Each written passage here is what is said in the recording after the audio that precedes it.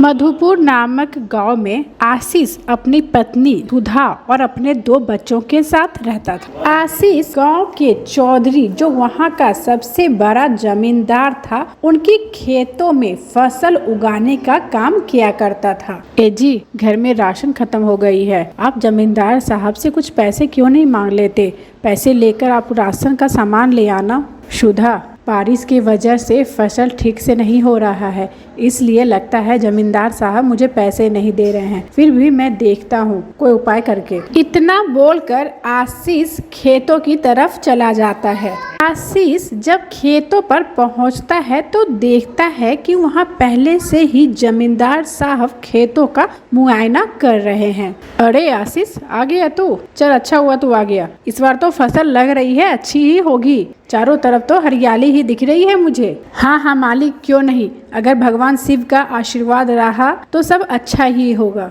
दरअसल आशीष और उसकी पत्नी सुधा भगवान शिव में बहुत विश्वास रखते थे। वह सुबह शाम भगवान शिव की पूजा और आरती किया करते थे। मालिक, मुझे आपसे एक बात करनी है। हाँ, बोलो आशीष, क्या बात है? मालिक, मुझे कुछ पैसे एडवांस में चाहिए। मुझे बहुत ज़रूरत है पैसों की। क्या आप कुछ मदद कर सकते हैं? अरे तुम गरीब लोग भी ना हद हो। थोड़ा सा बड़ाई क्या कर दी? तू तो माथे पे चढ़ गया मेरे। कोई एडवांस नहीं मिलेगा। पूरा फसल होगा, पूरा काम देखूंगा, उसके बाद ही तुम्हें तुम्हारे पैसे मिलेंगे। जमींदार के मना करने पर आशीष खेतों का काम निपटा कर वापस शाम को अपने घर आ जाता है। अरे आ गए आप? खाली हाथ क्यों आए हैं? राशन का सामान नहीं लाए क्या? अरे नहीं सुधा, जमींदार साहब ने पैसे देने से मना कर दिया है। अब अच्छी फसल होगी तो ही जमींदार साहब पैसे देंगे मुझे। पता नहीं भगवान भी हम गरीबों की किस्मत में क्या लिखे हैं।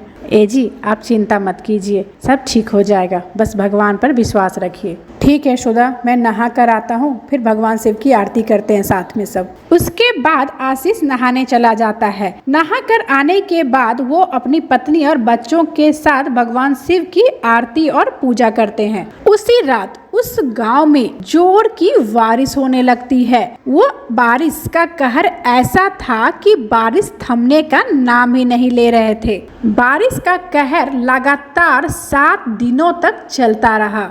इतनी तेज और मूसलाधार बारिश की वजह से उस गांव के सभी किसानों की खेती खराब हो गई। सभी फसल बाढ़ में डूब गए। बारिश की वजह से उस जमींदार का भी सारा फसल नष्ट हो गया। जमींदार तो पैसे वाला था, किंतु इसमें ज्यादा नुकसान गरीब किसान आशीष का होता है। फसल नष्ट होने की वजह से जमींदार उसको पैसे देने के लिए मना कर देता है। जमींदार साहब, मेरे जो पैसे बनते हैं दे दीजिए मुझे। मेरे घर में पैसों की बहुत ज़रूरत है। मेरे घर में खाने का कुछ नहीं है, पैसों की तंगी पड़ी हुई है, बच्चों बहुत दिन से भूखे पड़े हुए हैं। जमींदार साहब, कुछ पैसे ही दे दीजिए। अरे चलो जाओ यहाँ से, कुछ पैसे नहीं मिलेंगे। तुझे दिखाई नहीं देता कि सारी फसलें बर्बाद हो गई हैं मेरी, और तुझे अपने पैसों की पड़ी है? जब कुछ फसल हुआ ही नहीं तो पैसे किस बात की? तुझे दिखाई नहीं पड़ता कि मेरा कितने का नुकसान हुआ है? किंतु मालिक, इसमें मेरी क्या गलती? मैंने तो पूरी मेहनत की थी। इसमें बारिश आ गया तो इसमें मैं क्या कर सकता हूँ?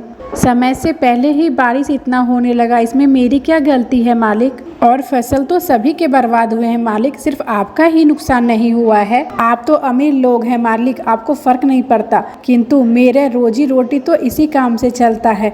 मैं अपना गुजारा कैसे करूँगा? मालिक, थोड़े पैसे ही दे दीजिए। ओह, तो तू ऐसे नहीं मानेगा। मैं अभी अपने आदमी को बुलाता हूँ और तुझे बाहर निकलवाता हूँ।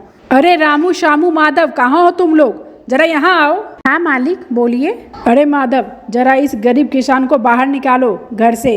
इसे पैसे चाहिए, पैसे। काम तो ठीक से करता नहीं है और पैसे लेने के लिए हाजिर हो जाता है। जमींदार का आदमी आशीष को धक्के मारकर घर से बाहर निकाल देता है। बारिश तेज हो रही थी। आशीष रोते हुए घर से बाहर निकलता है, किंतु आशीष घर नहीं जाता, बल्कि वो जमींदार के घर के पीछे वाली जमीन पर बैठकर रो रहा होता है। हे भगवान, किस बात की सजा दे रहे हो मुझे?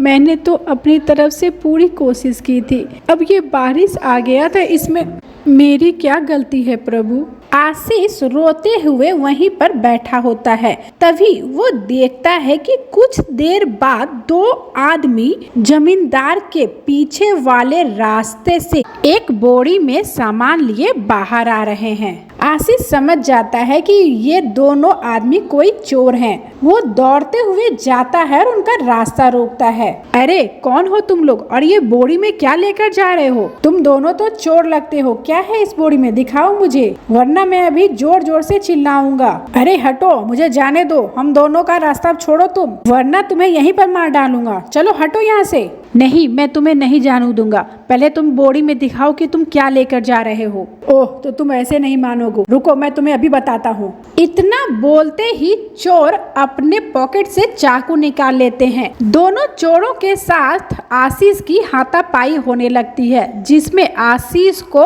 हाथों में थोड़ी चोट लग जाती है। आशीष जोर जोर से चिल्लाने लगता है। तभी उन लोगों की आवाज सुनकर जमींदार के नौकर सब वहां पर पहुंच जाते हैं। जमींदार के नौकर दोनों चोरों को पकड़ लेते हैं।